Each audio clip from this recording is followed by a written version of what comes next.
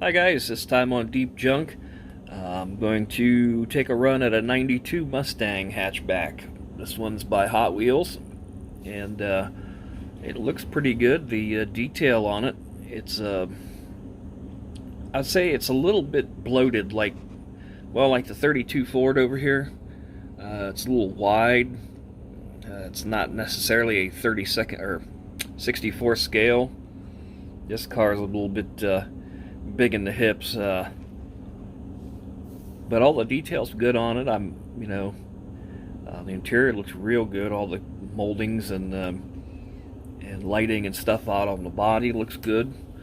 So, as if I didn't need another project going at the same time as some of the other ones in the background, we'll get this one apart and get it in the stripper. I've already drilled it. Yeah, see, the chassis looks good on it. The cats and the mufflers, tailpipes, it looks like it should. Alrighty, stay tuned. Alright, getting started on the Mustang here. Got her out of stripper, was cleaning up on the body a little bit. There's the usual stuff around the windows. Not too much elsewhere. The wheel openings look good. It's got, like I've shown on some other cars, it looks like there's pitting in it, but the paint seemed to fill it.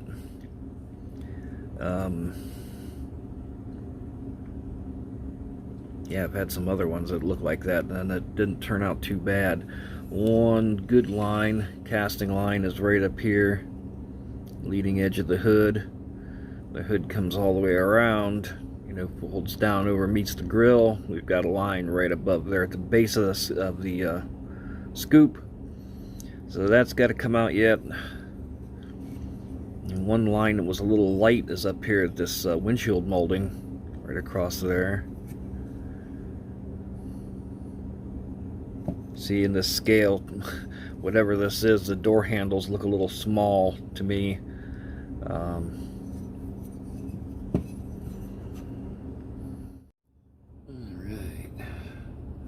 let's work a little bit of this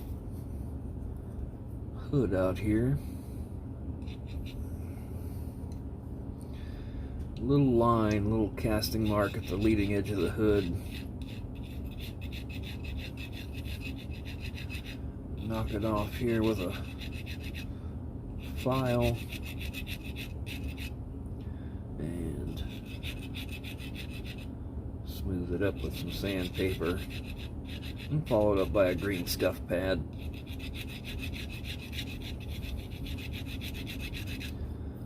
I've said it before, I'll say it again.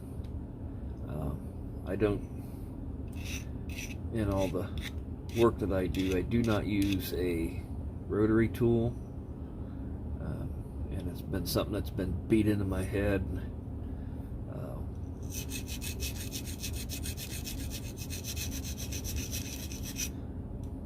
We did body work on street rods and doing restorations. I was doing the parts by hand. These old timers did it by hand. The big stuff now you could DA sand, a panel or whatever, the big stuff. But your metalworking was always by hand. And the reason was that you're going a little bit at a time. When you have a machine and you are going at that part like you're angry at it, you will tend to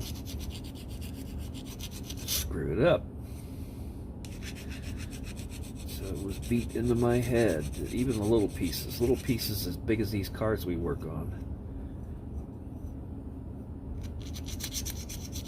You make the part right, and it gets painted or plated, polished, whatever, and then you can rest assured that every part of the car you're working on is going to look good.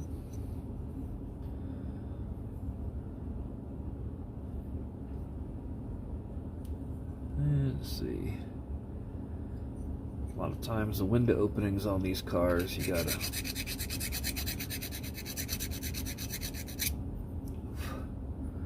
work with to smooth them out, get the stuff to look right. I'm looking at the wheel openings. Aren't too bad on this car. Underneath this rear bumper, it's gonna need some work. It's all not too bad though.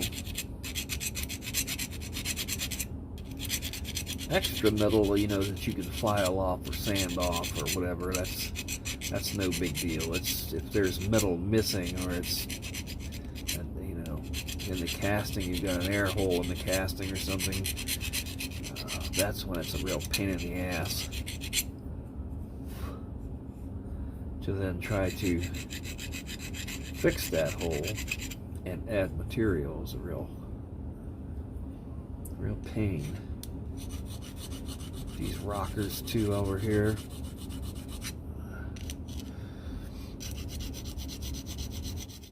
Alrighty guys, real quick here. Mustang's about ready to go into paint. It's been cleaned up. We started with our file over the front, some of the casting lines on the front of that hood, ran around the window openings, up in the wheel openings, along the rockers, smoothing all that out. Then went to some sandpaper and a green scuff pad to get it like this. We used the mag wheel cleaner, which gets it squeaky clean, and we're ready to go in and score a little color on it. So don't touch that dial. Alrighty guys, the 92 Mustang hatchback is out of paint. It's had a little bit of time to dry, so I'm mocking it up here. The wheel and tire that's on it is the same style as what came on the car, but it's black plastic instead of the gray. So put the same style of rim and tire on it. It's mocked up with the wheel and tire in place. I got the interior in there and the glass. So what we're going to do is we'll start detailing with the headlights, turn signals inside the grille. Get a little bit back in the that upper cowl part area there. There's that black cowl vent cover that goes right behind the hood there and under the windshield. Do all the black trim in the windows, and it will sit down a little bit more. It's just on top of those posts, so the back of the car will not be sticking that high up in the air. Alrighty, just real quick here while the furnace is on. I'm doing all the detail on this, headlights, turn signals, tail lights, that kind of stuff. And what I'm doing is taking the paint off of those items, just using a modeling knife, and it's the same, pretty much the same way I do a lot of like trim around windows and stuff. I will just take the paint off. You got to be careful because that blade will touch your body sometimes. You got to be aware where you're at all times. But that's what we're going to do here, is just remove some of the paint and then put in our you know, amber and red and stuff like that. Alrighty guys, paint job number 2. Because here at Deep Junk, we don't feel it should go out the door unless we've painted everything at least twice. Alrighty guys, our 92 Mustang hatch is done and in the books. This car had its little problems, but what they were was it was my fault. I painted it twice, you know, stripped it down completely again and to paint it, screwed that up, but all in all pretty good. Like I mentioned before, I built this car because I had one just like it years ago, a calypso green or coral, depending on the paint chart you're looking at. I believe Ford used that color 91 to 93 right to the end of the Mustang, Fox chassis Mustangs, and they used it on Mustangs and F-150s. Now, I've heard some people say that they used it in 1990 on later cars. It was like a mid-year deal and then on into 91. And I have not seen one or seen it in any color chart, so I can't confirm or deny that. But it could very well be. My car like this, the gray interior and a 5-slot looking mag that wasn't a torque thrust, so these wheels do give it the look of what I had on the car. This car out of the package had the gray wheel, the gray plastic, so I just switched it for some black ones. Cleaned up all the, as you saw, all the casting lines, smoothed the body out by hand, cleaned it up real good, and then proceeded to paint it twice.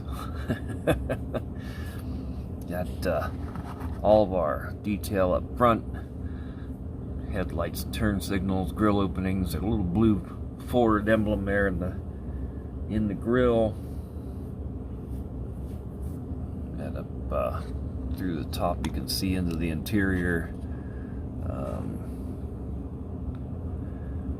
Gray interiors, the gauge pods blacked with the steering column. Got our cowl vent out there done, that black plastic cowl vent. Windows in my car were darked out, very, very dark. I just did the quarter glasses because I didn't want to dark out the hatch window. You'd never be able to see inside of it.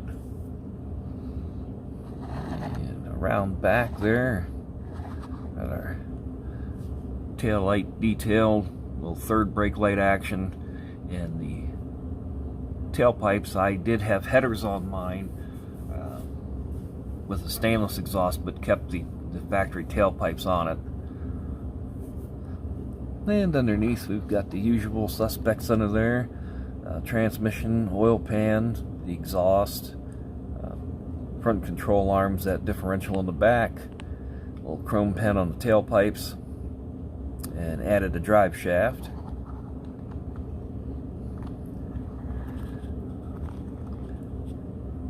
Yeah, I owned more than my share of Mustangs.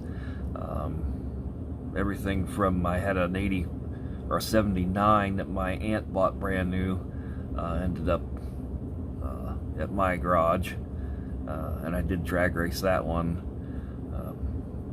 all the way up to, I had a 2004 GT convertible, a red car with a black top, had the bullet wheels on it, and a little bit of everything in between. 4-cylinder convertible. I had hatchbacks, notches, 5 speeds, automatics. Just a fun car. You figure if you throw a Windsor at one with 300 honest horsepower and a 5-speed, that's a good little party to have. But like I said, I like them all, so I wouldn't look a Windsor, you know, a gift horse in the mouth. I wouldn't get rid of a Windsor Mustang, or if you had a Duster with a 340 in it. But my favorite would be a little Deuce Nova with a 327 and a 4-speed. I want to thank everyone for stopping by, checking us out. If you enjoyed the video, give it a thumbs up. If you haven't already, subscribe and get to see all this awesomeness come out of this channel. I appreciate everyone for checking it out, and we will see you in the next one.